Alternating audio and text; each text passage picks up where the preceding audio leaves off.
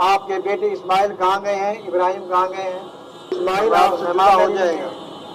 فرمایا چھری اور رسے کیا مطلب ہے؟ حضرت ابراہیم آئیں گے تو لکڑی کاٹ کر لائیں گے۔ شیطان نے کہا کہ تمہیں یقینی بات بتاؤں، بات یہ ہے اللہ نے ان کی قربانی مانگی ہے،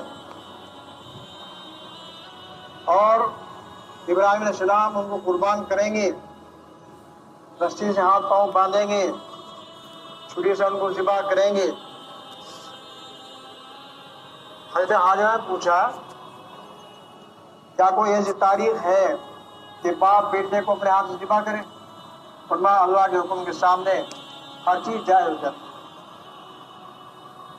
حضرت حاجرہ علیہ السلام نے کہا اگر اللہ کا حکم ہے قربان کرنے کا تو میں یہ چاہتی ہوں کہ 50 بار اسماعیل علیہ السلام مجھ سے میرے پیٹ سے پیدا ہو اور 50 بار اللہ کی قربانی کروں، اس کی رضا حاصل کروں۔ شیطان وہاں سے گرتا پڑتا بھاگا، یہاں کام نہیں چلتا۔ پھر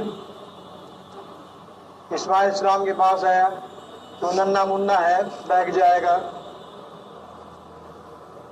اسماعیل علیہ السلام سے کہا ننھے میاں کہاں جا رہے ہو آپ؟ انہوں نے کہا مہمانداری میں جا رہے ہیں ابو کے ساتھ۔ ماں نہیں، تمہارے باپ کو خواب نظر آیا تھا کہ اپنی پیاری چیز اپنے اکلوتے بیٹے اسماعیل کو قربان کرو میرے راستے میں، اور آپ جانتے ہیں کہ ابراہیم اللہ کا حکم ہر حکم مانتے ہیں، آپ کو قربان کیا جائے گا، اللہ کا حکم ہے یہ۔ اسماعیل علیہ السلام نے جواب دیا اس سے بہتر اور کون سی گھڑی ہوگی کہ مجھے تکلیفوں کے ساتھ اللہ نے میرے باپ آپ نے پیدا کیا اور اللہ میری قربانی مانگتے ہیں، اس لیے میں چاہتا ہوں کہ 100 بار پیدا ہوں، 100 بار اللہ کے نام کو قربان ہو جاؤ۔ وہاں بھی شیطان مایوس ہو گیا۔ تیسری بار ابراہیم علیہ السلام کو بہکایا، ابراہیم علیہ السلام آپ کہاں جا رہے ہیں؟ آپ کو خواب نظر آیا تھا؟ تو میں یہ خواب تو میری طرف سے تھا، اللہ کا حکم ایسا ہوتا ہے کہ بیٹے قربان کر پائے۔ تو آپ نے اٹھا کر اس کو کنکری ماری اور کہا ملعون دور ہو جا۔ اس لیے ہر حاجی تینوں جگہ پر 3 شیطان ہوتے ہیں، 7 کنکری مارتا ہے، اللہ اکبر بسم اللہ اللہ اکبر بسم اللہ۔ یہ ہے وہ قربانی، یہ ہے نقل حاجیوں کی۔ ہم جو ادا کرتے ہیں حاجیوں کی نقل ادا کرتے ہیں، قربانی کرتے ہیں اور کفن پہن کر جاتے ہیں اللہ کی محبت میں، سارے زیب و زینت تیار ترک کر دیتے ہیں، خوشبو نہیں لگاتے، سلا ہوا کپڑا نہیں پہنتے، بنیان نہیں پہنتے، کچھا نہیں پہنتے، صرف 2 کپڑے ہوتے ہیں آرام میں، ایک چادر جو لنگی کی جگہ ٹیبن کی جگہ باندھی جاتی ہے اور ایک چادر جو ایسے لپیٹی جاتی ہے، اس ہاتھ کے نیچے سے ہاتھ بھی کھلا رہتا ہے، سر بھی کھلا رہتا ہے۔ اگر سر ڈھک لیا آرام کی حالت میں تو خطا کی غلطی کی ہم نے، اس کا ہمیں خمیازہ بھگتنا پڑے گا۔ اللہ کو یہ پسند ہے۔